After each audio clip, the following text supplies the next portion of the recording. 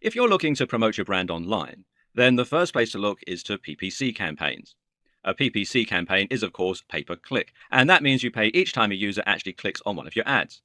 There are several things that make this a fantastic way to generate traffic, which we'll look at later. For now, though, suffice to say that PPC gives you the precise control that any advertising campaign needs and allows you to build a perfect business plan with a precise advertising spend, target demographic, and profit margin. But when it comes to PPC, only one word will often come to mind: Google AdWords.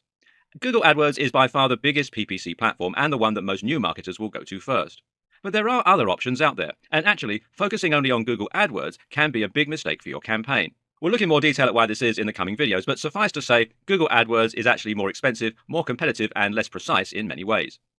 And this is where Bing comes in. Bing can help you reach an entirely different section of your market while avoiding direct competition with some of the bigger competitors in the field. As we'll learn, Bing can offer you the perfect backdoor and can even help your rankings on Google. It's the perfect starting point for the small, lean business and a very wise backup source of traffic for all online businesses.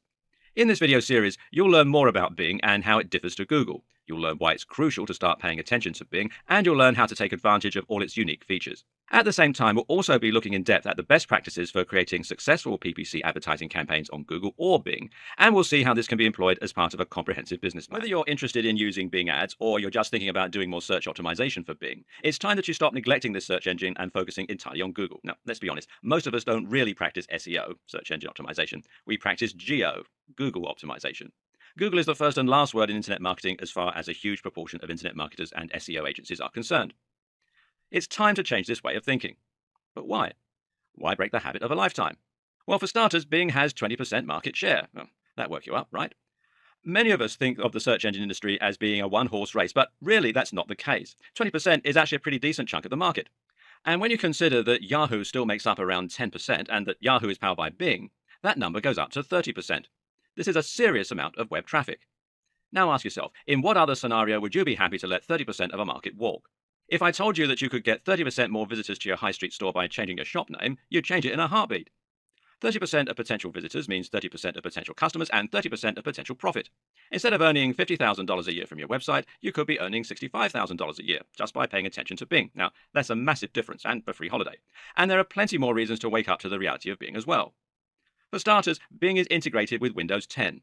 Windows 10 is the latest iteration of Windows from Microsoft, and it comes with being deeply ingrained into the system. What's more is that Microsoft says this is the last version of Windows ever. That is to say that future upgrades to Windows are going to be iterative rather than complete overhauls, so we can safely say that Bing is here to stay. Not only is Bing the default search engine for the Edge browser, which comes with some pretty neat tricks up its sleeve, it's also the search engine used by Cortana. Cortana is a digital assistant like Siri that now lives on your desktop. If you want to find out the weather, for instance, you can simply ask Cortana, and while you're typing, she'll pull results from Bing and tell you. Bing has also recently made the transition to Android and iOS and is found nicely on your smartphone. This means that even if someone should set Google as their default search engine, they're still likely to be using Bing on their desktop without realizing it just by speaking with Cortana. If they ask, what does hypertrophy mean, Cortana will open up Bing and show the results in the browser. That could be your website that they're showing, And the same is true if they own an Xbox One. We don't have the exact sales figures for Xbox One right now because Microsoft are remaining quite tight-lipped about them, but we do know that they're in excess of 25 million around the world. Xbox One comes with a lot of home entertainment functions, including a browser that you can use while playing games or chatting on Skype. And guess what search engine the Xbox One browser uses? While the Xbox One isn't quite the massive success that Microsoft had hoped for, PS4 still has the lead in the moment, the company is still getting great reviews in all other departments and is generally considered to be firing on all cylinders at the moment. Examples of this can be seen with the success of Windows 10, the Microsoft brand, and the Surface line of hardware. Then there's the huge buzz surrounding the HoloLens. HoloLens is a piece of mixed reality hardware that might well introduce the world to a new form of computing. And guess what search engine it's going to use? Anything could happen in the next few years to upset the apple cart and lead to Google losing market share. For example, Apple have repeatedly threatened to ditch Google as the default browser on iPhone, and this could very easily lead to a seismic shift for the search engine landscape. Then again, it might never happen. But the question is, can you afford to take that risk? Are you happy knowing that all your eggs are in Google's basket? And one last thing to consider is that Bing offers a lot of opportunity for the savvy SEO/webmaster. Why is that? Well, simply because Bing is lesser known and there are fewer people trying to rank there. Likewise, there are fewer people paying for PPC. That means you'll pay less per click and you'll find it much easier to get to the top of the SERPs. Specifically? Well, you'll pay around 33.5% less on Bing compared with Google AdWords. In real terms, that means 33.5% more traffic for the same cost. A lot of people never consider Bing SEO and they don't know what the key to succeeding there is. That means the 30% of traffic to be found there is ripe for the taking. It means you can do a little background research and then just swoop right in and get to the top of the SERPs, that's the search engine results pages. You'll be in a smaller pond, but it will be much easier to get the fish biting. And what you have to understand is this can lead to more knock-on effects for your Google ranking too. Think about it. If you get to the top of Bing, then that leads to a lot of exposure to 30% of the web. This in turn means that you end up landing more backlinks and getting discussed in more forums and more comment sections. The same goes for paying ads on PPC. You can use this as your way in to boost your position in Google SERPs, as well as to generally increase your brand without directly challenging the biggest players in your niche. And apart from anything else, if you completely rely on Google for all of your traffic, you put yourself at risk of something going wrong when Google changes its policies, which it does all the time, or should something go wrong with Google itself. Look, this is a video about Bing ads, but that doesn't mean we have to be unrealistically biased towards Bing here. There is still plenty of good reasons to prioritize your Google AdWords campaign, the biggest being simply that Google AdWords lets you reach a bigger audience. But with that said, it makes a lot more sense to make sure that you're on both. The Google apocalypse may never come, but you should still have a contingency plan in case it does. Finally, think about the kind of person who is likely to be deeply ingrained with the Microsoft ecosystem, who is likely to use Microsoft software suites and hardware. Simple. Businesses. That means executives, CTOs, and managers. And that means they're also likely to be looking at Bing. If that's your target demographic, then you should strongly consider adding Bing ads to your campaign. There are more reasons why Bing might be a better choice for building an effective PPC campaign. For example, it's generally considered that Bing offers superior control over ad campaigns in some aspects. For example, Bing allows you to set different ad campaigns for different time zones, allowing for sophisticated ad scheduling strategies. And this can end up making an important difference to your success. As in comedy, timing is everything for marketing. Likewise, Bing allows you to set more things like location and language for each ad group rather than for each campaign. Bing also allows more precise device targeting, letting you set different bids for different types of devices. It also lets you choose which search partners you want to work with, and it makes it easier to leave out variations of your search terms in order to create a more focused campaign. Oh, and on one little side note, Bing is actually much better looking than Google. Those daily features images really give Bing a relaxing and modern feeling, and the animated ones in particular can actually be reason enough in some cases to head on over to the site. Surely it's worth showing Microsoft some love for that. At the most basic level, Bing ads work like Google AdWords. So if you're familiar with the concept of PPC in general, you can probably fast forward some of this video. Still here? Then let's quickly recap. Essentially, PPC ads are pay-per-click ads. That means you'll literally be paying per click, paying for each person who clicks on one of your adverts. The reason this is such good news is that you'll never pay anything for a campaign that was a complete failure. If you create an advertising campaign for Bing and not one person looks at it, then it will literally cost you nothing. It also means you can precisely calculate the cost of each visitor to your site. Now, this is important because you can use that information to calculate how much each customer is worth and thereby start making very accurate projections about your earnings and identifying the best ways to spend your money. So the next logical question is how much you're going to spend on each click. And the good news is that you get to choose this. You get to choose your maximum spend and you also get to choose your budget for the day. First, you define your CPC, or cost per click, which is going to be the maximum amount of money that you're willing to spend for each new visitor. You'll probably want to keep this fairly low. The most that brands will generally tend to spend is up to $2, but even that's unusual. Generally, though, you'll want to set this a bit lower, and your average will probably come in at around 10 to 20 cents. The next thing to do is to set your daily budget. Once the accumulated clicks you've received reach this amount, they'll stop and you won't spend any more money. So in theory, if you set your CPC to 20 cents and you set your daily spend to $20, that should mean you get 100 visits to your site for that amount. But things get a little more complicated, seeing as you don't tend to spend the full amount of your CPC. That's because there's a bidding system that takes place, which means you'll often spend a lot less. Now, the way this works is quite simple. If there are two or more adverts both competing for the same space on Bing, then they will enter into a bidding war. The ad with the highest CPC will be the one that wins and gets shown, but the owner of that ad will only be charged the minimum amount that it needed to win. The easiest way to understand this is to just think of it a bit like eBay. On eBay you can set your maximum bid, but you'll only end up paying $1 more than the next highest bidder. And the same is true with most PPC campaigns, and that's why you'll end up spending 33.5% less on Bing versus Google, because the lower amount of competition means that your CPC won't be as likely to get driven up. And of course, you also need to consider that your ads will be shown to a lot of people who don't click. You don't pay anything for these ads, but that doesn't mean they're worthless to you because you'll still be getting exposure and you'll still be starting to build your brand. The other thing that most PPC ad networks have in common is the ability to target a specific demographic. And this means that you can identify who your buyer persona is and profile your ideal customer from there. Then you can target that person specifically with your adverts. The way you do this with both Bing ads and Google AdWords is by targeting search terms. When you pay for these ads, you're literally putting your adverts on the SERPs relating to a particular search term. You do this by choosing a keyword or key phrase, which is going to be the thing that you want people to search for in order to find your site. So, for example, if you were selling a hat, your key phrase would probably be buy hat online or cheap hats, etc. This is now a targeted ad because it lets you advertise specifically to people who are looking to buy the thing you have. That means they'll fit within your target audience, and actually, this makes them qualified leads. Another way this might work is by going the slightly long-term route and focusing on search terms related to interests. You might have a site where you blog about fitness, for example, and sell supplements and training clothing. In this case, your keyword might be how to lose weight or fitness articles. A good keyword is going to be one that is both popular with your specific target audience and that is not overly competitive. We'll look at this in more detail in the subsequent videos. Rounding out the holy trinity of PPC networks is Facebook ads. Facebook ads are similar to Google AdWords or Bing ads in terms of being PPC, but the difference is in where the ads are shown and how they're targeted. As you might have guessed, Facebook ads are shown on Facebook and will appear in the home feed and sidebars while you're browsing. These show ads which are once again tailored to the person using Facebook. But this differs insofar as the ads are targeted based on information the user has given Facebook. Information such as their age, their sex, their marital status, their location, and even their hobbies and interests. This allows you to even more precisely target the right person, but not necessarily at the right time when they're looking for products. When someone is browsing Facebook to catch up with their friends, they're more likely to be just frustrated to see your adverts popping up.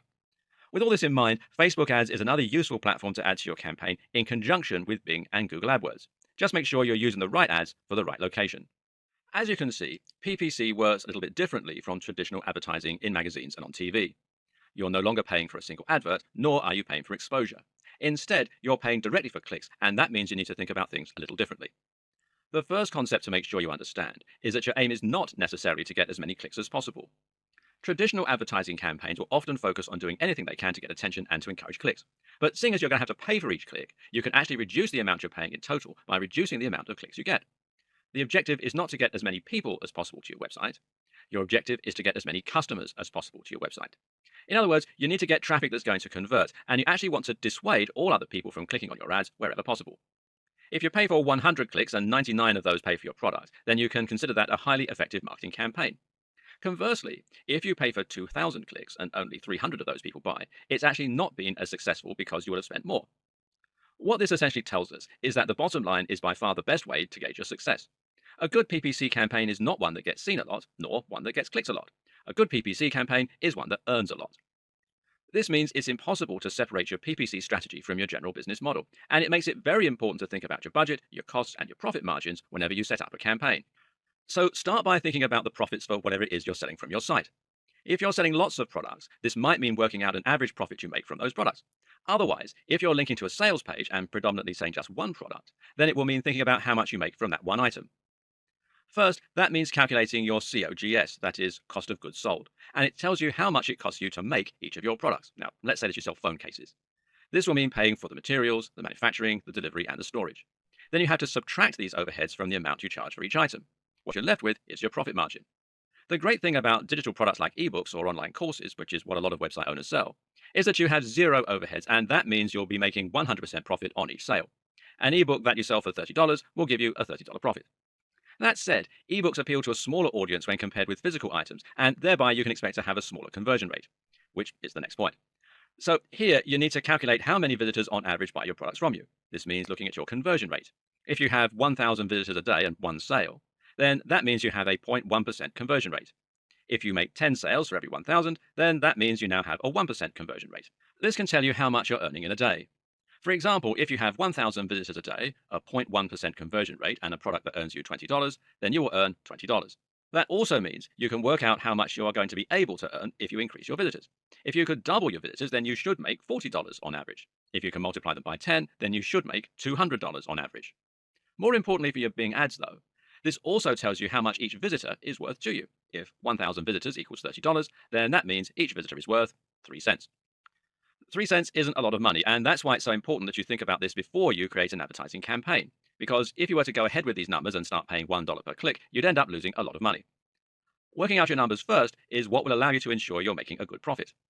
But what you might find is that you need to tweak some things before you get started. For instance, you can increase the asking price of your product and thereby increase your profits to 5 cents or 10 cents.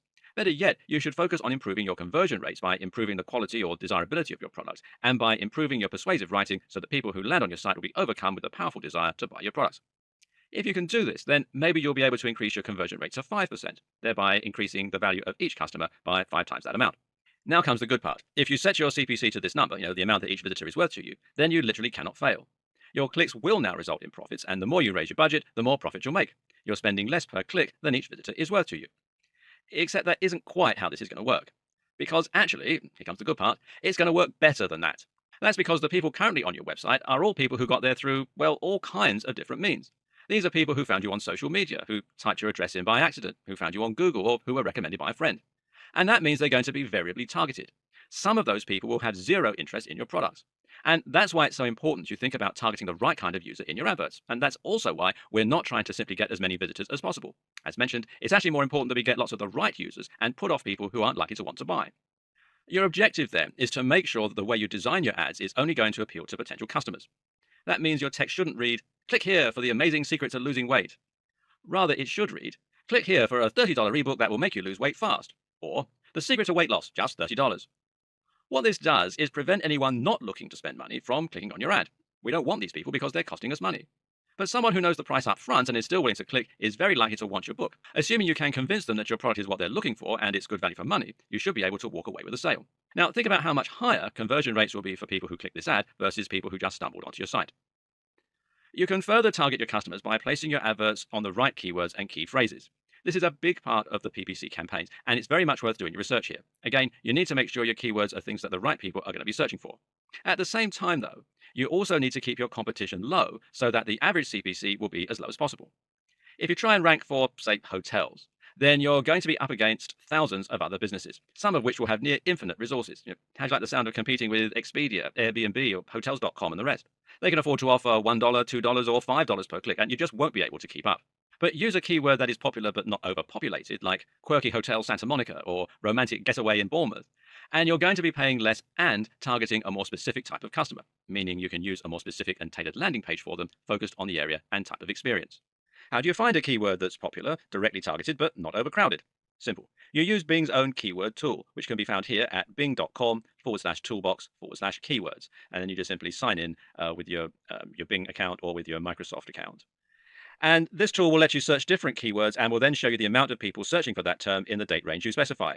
You can look at how many times a term has appeared in a search over the last 6 months, for example. If something came up 50,000 times, then that's a fairly good keyword that will potentially be able to grab you up to 50,000 visitors. But if the search term came up 100 times, then it's a lot less useful to you. Note that Google also has a keyword tool called its Keyword Planner, and you can use this in just the same way as you would use Bing's own keyword tool, and it doesn't really matter if it's from Google. People tend to search for the same things on both engines. And if you just do a search in Google for Google AdWords Keyword Planner, it'll direct you to the local version of the site. Finally, another tip is to look at your site's metrics and identify who is currently coming to your website. If you have Google Analytics set up correctly, then you'll be able to find out which visitors are buying from you and what they typed in order to get there. In other words, it might be that certain search terms result in more sales, or goals in Google parlance, and you can then decide to target that keyword with your Google and Bing ads. Finally, another mitigating factor is the small matter of CLV. Customer lifetime value refers to the fact that just because a visitor doesn't put down their cash right away, it doesn't mean they aren't worth anything to you. In fact, if they sign up for your mailing list and then become lifelong fans, they could ultimately end up being worth more to you. For this reason, the only way to really be sure if your Bing ads are working for you is to watch your metrics very closely. This means looking at how many visitors you're getting, where they're coming from, and how your sales increase as you spend. The more data you track, the more profitable any PPC campaign will be. So now you know precisely what Bing ads are, why they matter, and how they work. You also know how to create a PPC campaign generally, and you know how to select the right keywords, etc. What's left? Oh yeah, actually getting started and creating some ad campaigns. And with that in mind, let's launch straight into setting up some campaigns and doing a tour around Bing's options and tools. Before we get started, I'm going to assume that you have set up a Bing Ads account, and you can do that by going to secure.bingads.microsoft.com, and then it will redirect you to this page. And then you can sign up using your existing Microsoft account, or you can set up a new one, whichever is most convenient for you. And the second assumption, assumption B, is that you've chosen your keywords using the advice in the previous video. Here's the good news. If you already have a Google AdWords campaign set up, then getting that campaign to work on Bing is very simple. First, head on over to the link on the far right that reads Import Campaigns right here at the top of the toolbar. Click on it and then click here where it says Import from Google AdWords. Now click here on Sign in to Google, enter your name and password. On the next page, you'll be given the opportunity to select the AdWords campaigns that you want to import. Choose them and then click Continue. Now, under Bing Ads account and import options, you'll just need to add a few more settings that are unique to Bing. That means choosing the Bing Ads account you want to import to, choosing the right time zone, and remember that Bing allows more flexibility in this department, choosing the appropriate options under What to Import, choosing the options you want for your bids and budget. And now just click import and you're done. Remember we said earlier that the best way to handle Bing ads was to use them on top of a Google AdWords campaign? Well, this is why it makes a lot of sense to simply import an existing AdWords campaign into your Bing account. Yep, it couldn't be simpler. But if you don't have a Google AdWords campaign, or you want to try something different on Bing, and this is a good place to experiment with different strategies, then you want to click Campaigns and then Create a Campaign. And you can choose between a search campaign or a shopping campaign. Search campaigns show just regular search ads, and shopping campaigns will show you products with images in your search ads. So let's have a search campaign. Let's click on that one. Now you'll be asked to give your campaign a name. Automatically it gives it the campaign and then number. I'm going to leave it the default setting for this particular demonstration. Then you set your time zone, and having the time zone is very important in Bing ads.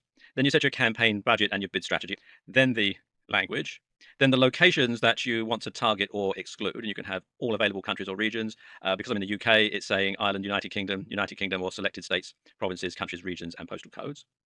And then the advanced location options. And this is very, very handy indeed. You can show ads to people in searching for or showing interest in your targeted location, people in your targeted location, or people searching for or showing interest in your targeted location. So, for example, you might have someone who's looking for a hotel or an amenity in an area that they intend to visit. So you can target them and not people in your local market. So it gives you a lot of flexibility there.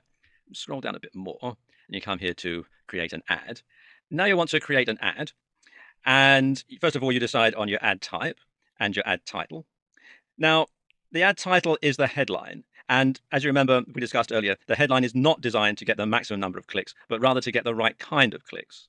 Then you want to have your ad text, which is just going to give your ad a bit more detail. And underneath, you're going to put your display URL. Now, if your destination is a very long URL, then you can simply use this as a permalink, or you can use the route location, or you can use the actual URL. It's up to you.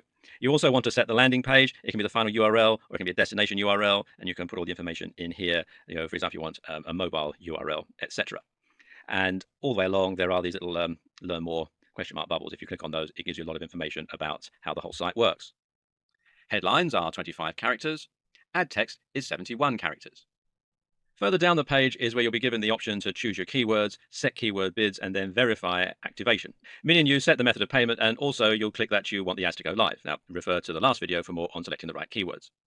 You'll be able to choose a bid for each keyword. So you might decide that some keywords are worth more to you than others. And this is very good news because it means you can pay very little for those more obscure keywords that would only get you a few clicks, but that likely wouldn't be very expensive due to a lack of competition.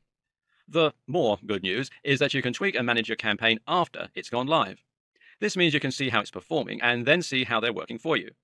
You'll be able to find some more advanced settings here too, such as negative keywords and dynamic keywords. We'll look at these options in more detail in the next video. For now though, we want to focus on the other most important aspect of running your Bing Ads campaigns, which is tracking the success of your adverts. In this case, that's going to mean looking at how your ads are performing for you. And there are some really advanced features here that actually go a bit above and beyond what you would have access to with AdWords. We'll delve into these in more detail in the next video. But for now, make sure you're watching your basic metrics like a hawk. Click the Reports tab here, and then Standard Reports over here on the left-hand side, and select any one of the 18 different performance reports to get your statistics. You'll be able to see things like your average CPC, your cost per click, your average CPM, cost per impression, CTR, click-through rate, and a whole lot more. There are numerous advanced features and options you can tweak in order to get the very most out of your ads, and these can make a big difference to your campaigns and your profits. For example, there's negative keywords. Now, negative keywords allow you to add keywords that you want to ensure don't bring up your ads. Now, normally Bing and Google will show your ads based on very similar keywords, though Google does this more than Bing, meaning that if your keyword is fitness books, you might find your ads showing up on free fitness books. The only problem? Well, someone searching for a free fitness book probably doesn't want to pay $20 for a fitness book. So in this case, it would be pertinent to make free a negative keyword so that people looking for free things are excluded from your campaign. Then there are dynamic keywords, and dynamic keyword insertion allows you to automatically insert your keywords into your ad's title or text. This means that, for example, you could make it so people find whatever product they search for sale, or if they search hats, then you might show them buy hats online. Another neat feature of Bing is the ability to add ad extensions. This will allow you to add things like links to your site, locations on a map, or a click to call button. An ad extension means that, for example, you could get your customers to call you right from the Bing search results on their mobile. The site link is used to link people into deeper pages of your site, such as specific item listings in your store, for example. Targeting allows you to specifically target the type of person you want for your ads even more. By clicking Advanced Targeting Options, you'll be given the option to select your viewers by their genders and ages. That's based on their Microsoft accounts. By the device that they're on, perhaps if you're selling an app, you might want to target mobile devices, for example, and by schedule. Schedule is important because it means you can avoid wasting money showing ads at 3 a.m. in your local area. It also means you can get even sneakier and, for example, show ads only later in the evening. As it gets later and we become tireder, we actually become more impulsive and thus more likely to click buy on an advert. You can use Bing ads to set up goals and then see how customers are interacting with those goals. You may recall that we discussed goals in an earlier video in the context of Google Analytics. We also discussed how you could use these to identify the best keywords for your ad campaigns. Well, once you have your ad campaign set up, you can actually integrate your ads directly with your goals. This is a much more valuable metric than simply your average CTR, your click-through rates, although that is still a useful measure. To set up goals, go to your campaigns and then click Shared Library and then Conversion Tracking. You'll need to get a UET tag. Now, this is a small piece of code that you'll put on your website to link it to your Bing ads. Just click here, Get Started, on the page here where you create your UET tag and follow the on-screen instructions. It's all fairly straightforward. Then click Conversion Goals from the left-hand menu. And then click here where it says Create Conversion Goal, and once again, follow the on-screen instructions. Once you've done this, you'll be able to see how your ads are performing in terms of helping you to get the results you're looking for, i.e. sales. This in turn will allow you to see which ads you should be spending more or less on and whether or not you're actually getting ROI from them. This will eventually allow you to calculate a specific CPA, or cost per action, which means you're finding out more precisely how much it's costing you to make sales or get subscribers. You'll also be able to do a lot more tracking for your ads, and looking around the dashboard will help you to find all kinds of useful options. For example, you'll be able to find your quality score for your ads by looking on the campaigns page. This gives you a score from 0 to 10 that will show how your ad is performing. You'll learn how high your CTR is compared with other CTRs for similar campaigns targeting the same traffic. Anything about 7 is considered very competitive. 6 is competitive, and anything below is underperforming. If you have a blank dash where your score should be, it means Bing doesn't have enough information yet. Based on the success of your ads, you can then head over to Bid Adjustments, which does exactly what it says on the tin, and allows you to tweak your ads so that you're paying more or less per click. So now you know how to run a Bing ads campaign, and you know why you should be running a Bing ads campaign. But this doesn't mean you're done with Bing, not by a long shot, because you can still get more out of it by thinking about SEO as well.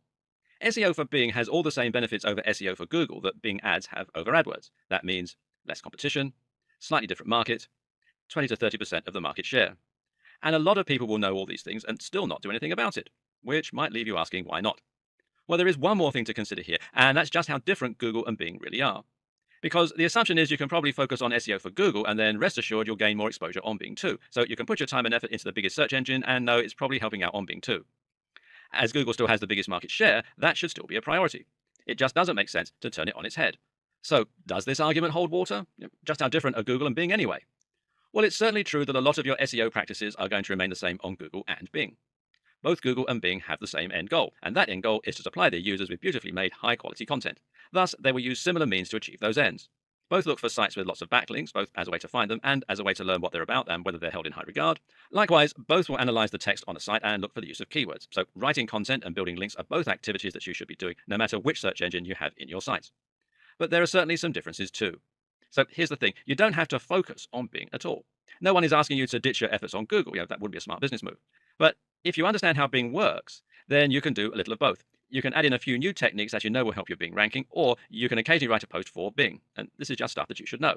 So let's make sure you know it. Before we look at SEO for Bing specifically, it makes sense to first look at SEO generally. Just what is SEO? How does it work? And what does it involve from a marketing perspective? Essentially, SEO means you're building your site to show up in the search results, the aforementioned SERPs. This is what we call an organic result. It gets the same overall effect as targeting a specific keyword with a Bing ad, except you aren't paying for it. Of course, this also makes it less guaranteed insofar as it might not work. SEO is a lengthy process that's based a fair bit on luck. Essentially, SEO is performed by adding lots of great content to your website so that Google and Bing can identify the topic of your site and know which searches to show your links for. This content needs to be well written so that it will look better quality than the content from other sites. At the same time, it should use subtly inserted keywords throughout the text, the headers, and the HTML tags so that the search engines can index it for the keyword you're targeting. Don't overdo this though, or you'll get penalized. The other main ingredient for a successful campaign is your backlinks profile. This refers to all the links around the World Wide Web that are pointing to your site. These are good for you because Google and Bing consider them references. If a big site is willing to link to you, then it suggests that you must be a serious site in your own right.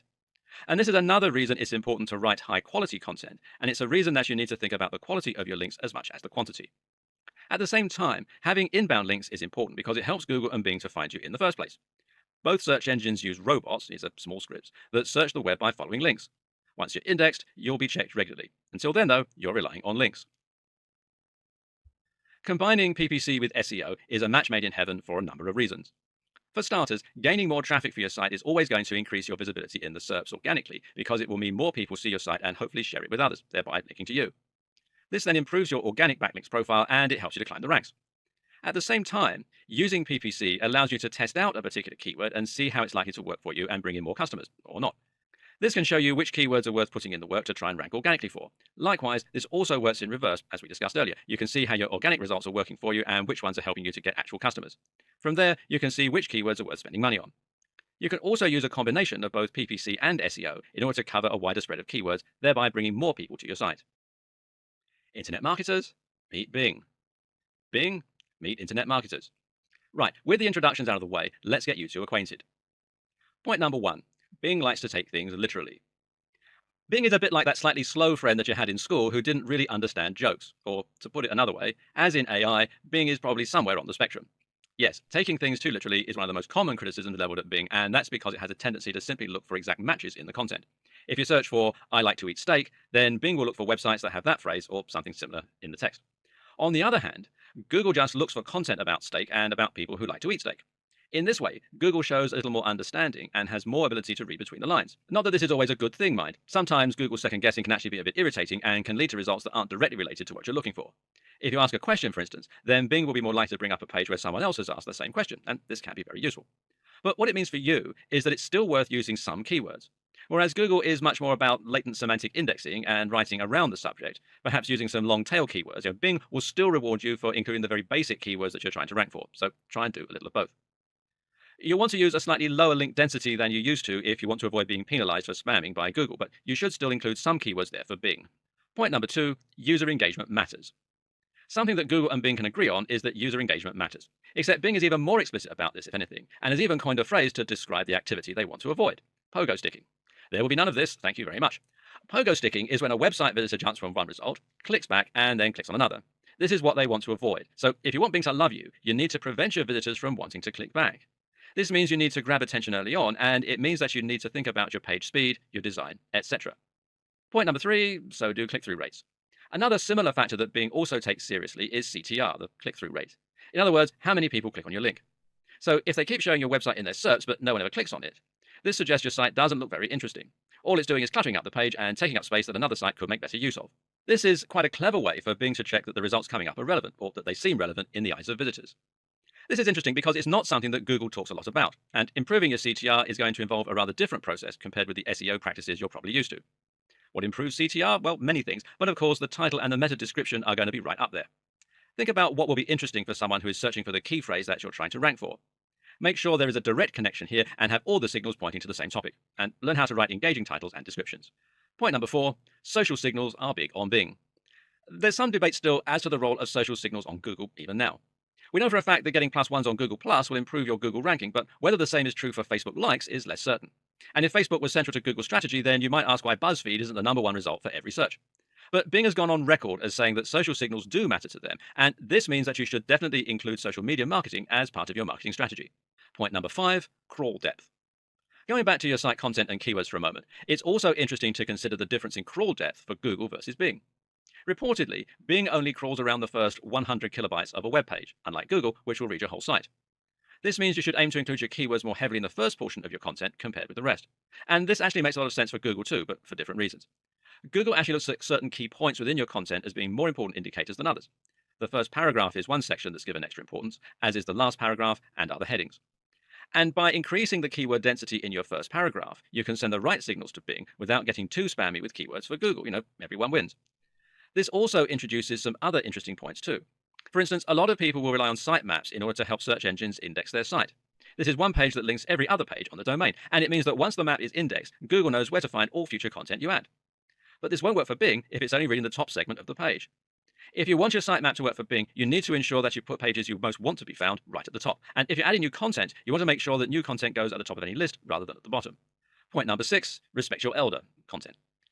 Bing believes in golden oldies. In other words, it believes that an older domain is more likely to be authoritative than a newer domain. So if you have a page that's been around for a long time, you'll find it gradually climbs up the rankings.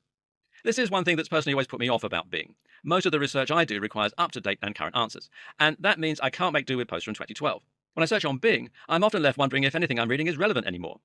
This is a personal preference though. As far as SEO goes, it's actually a good thing. Why? Because it means that Google is going to like fresh content and Bing will give it some love as it starts to fade. But do bear in mind that both Bing and Google prefer older domains. Of course, there are way more differences than we have time to go into in detail, so let's look at some rapid-fire differences to finish off. Bing likes keyword domains more, Google prefers brand name domains. Bing takes site authority very seriously, it likes editorial content, older domains, and established organizations. PageRank is less relevant for Google these days, and it's never been relevant for Bing. Bing likes content closely linked to a site's homepage, and it likes breadcrumbs. Another thing to take some time to learn is about Bing's spam filter, and this is how Bing decides whether or not to penalize sites that show up in its SERPs. So you need to make sure that you observe the rules that Bing recommends. This means being careful about your outbound links, only link to clean sites, don't trade links, and use Bing's webmaster tools to find out if your site's been blocked. That's right, Bing has a webmaster tools just like Google does, and it's just as useful stroke invaluable for marketers. And you can find this at bing.com/toolbox/webmaster. As the Alan Parsons Project sang, where do we go from here? Now you have lots of information about why Bing SEO matters, how it works, and how different it is from Google. But you also know that you need to keep focusing on Google, so what's the best way to proceed? Well, exactly as we said earlier. For the most part, you're not going to do anything that differently, but you may want to consider including a few more keywords in your opening paragraphs. Maybe show a little more love to your legacy content and perhaps reorganize your sitemap. Oh, and definitely think about your titles, your meta descriptions, and how these factors will impact on your CTR. And in doing all that, you'll be throwing Bing the occasional bone that will help you to succeed a little bit more on the second biggest search engine in the world. And this will help you start tapping into that 30% market share a bit more and hopefully improving your number of visitors. And if the Google apocalypse ever does come, at least you'll have a backup site that will still be bringing you fresh visitors and helping you to run your business. And then everyone else will find themselves wishing they'd paid just a little bit more attention to old number two. Oh, and one last thing. Why not go and take a look at your current rankings on Bing right now? If you haven't looked before, then it might surprise you just how similar or different the results are. At this point, you should now have a solid idea of what Bing ads are, how they work, and most importantly, how you can get them to work for you. But there is more to creating a successful campaign. You'll find that the more you work at it, the more you learn, and the more you can keep honing your strategy to create better and better ROI. And here are some more tips and tools to help you do that.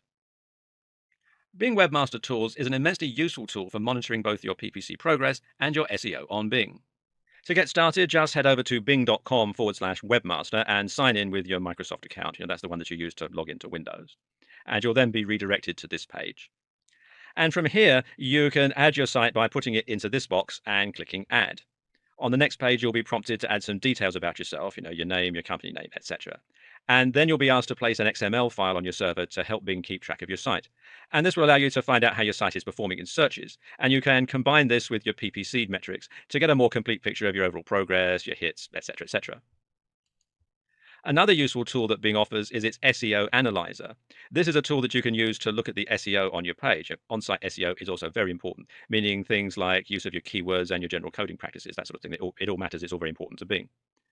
And this particular tool will analyze 15 different metrics, such as your H1 tags, your metadata, and more. And you can find it here at bing.com/toolbox/SEO-analyzer. Want to bring your ads further up the SERPs? Here are some fresh tips from Bing's own site. First of all, increase your ad relevance. The more directly relevant your keywords are to your landing page, the more likely Bing is to show your ads high up. Bing goes on to suggest that you try to avoid gimmicks on your landing page and to be upfront with an interesting and clear product. This will help your conversion rates too, so it's very much worthwhile. You should also showcase specific content and talk to your customers in their language to create what Bing will see as effective ads. Increase your bid. Of course, the higher you bid, the better your chances will be of ranking high up in the SERPs. And here's one not from the site. Improve your Twitter followers. Bing has a close connection with Twitter, and this has allowed a feature where it can show the number of followers you have on Twitter next to your ads. This is called a social extension, and it's another place where Bing beats AdWords. When all is said and done, the best way to learn how to make the most of Bing is simply to learn on the job. Watch your metrics over time and tweak your approach accordingly. However, all the information in this video series will ensure that you're in the best position to start an effective PPC campaign generally, and an effective Bing campaign specifically. The key is to look at the end result and your ROI, as opposed to just trying to get the maximum number of clicks possible. At the same time, you need to think about setting up goals and being as precise as you can with your keywords and descriptions. The other big tip: invest in Bing. Bing might not be as big as Google, but that's actually an advantage. You'll pay less and get seen more. meaning that you can bring many more visitors to your site without directly competing with the biggest players in your niche. At the same time, this way, you can give yourself a boost and start to grow your audience even with less of a budget in the bank. Then you can benefit from the surprisingly impressive unique features of Bing, including more advanced targeting, tracking, and more. And if there ever is a Google apocalypse, well, you'll be laughing.